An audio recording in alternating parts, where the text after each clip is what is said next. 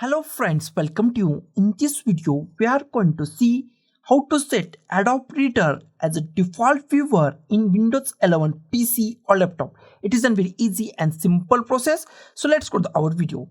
On desktop, I have one PDF. I double click on this PDF, then it's open in Microsoft Edge or Google Chrome or any other software, but not open in Adobe Reader or Adobe PDF. That is our problem, and we are going to solve this problem. First, I go to the desktop, I double click on it, and it's open in Microsoft Edge. This is our problem. I close it, and solution is very simple and basic. Go to the PDF, any PDF that you want, right click on it, click on the properties, click on the properties.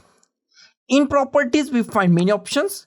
Here we find opens with, it is opens with the Microsoft Edge or Google Chrome or any other browser or software. Then go to the change, click on the change, and select Adobe Acrobat, select Acrobat or Acrobat Reader, select your Acrobat and click on set as default, and it's set as a default for the all PDF on your PC or laptop. Click at here, set as default, click on apply, click on OK. Now open it, double click on it, and this time it's open in Adobe Reader or the Adobe PDF. It's open in Adobe Reader.